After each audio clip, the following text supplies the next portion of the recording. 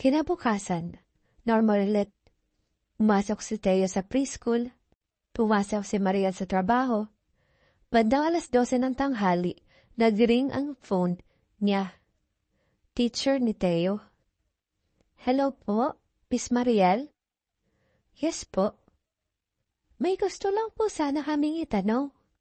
Napakunot noo siya. Bakit po? Nahimik sandali. May napapanood po ba si Teo online lately? Nanlamig siya. Bakit po? Huminga ng malalim ang teacher. Kasi po kanina, habang nagdo-drawing activity kami, gumuhit po siya ng umiiyak na cartoon character. Nahimik si Mariel. May syringe po. Tapos paulit-ulit niyang sinasabi. Funny daw kapag nasasaktan. Para may pumikat sa dibdib niya. Biglang pumalik sa isip niya yung video kagabi, yung iyakan, yung injections, yung weird na tawa. Baka po may napapanood lang online, sabi ng teacher. Concern lang po kami. Hindi agad nakasagot si Mariel.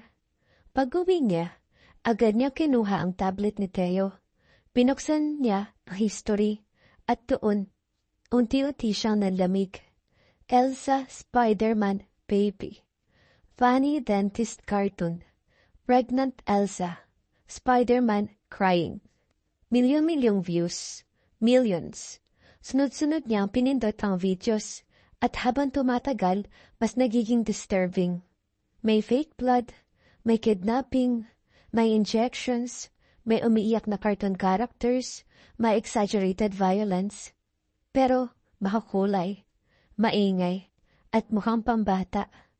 Anong klaseng videos to? Biglang may autoplay, isang Mickey Mouse video. Nasa ospital si Mickey. Tapos biglang may tumawa, hindi cartoon laugh, tao, mahina, mabagal, nakakakilabot.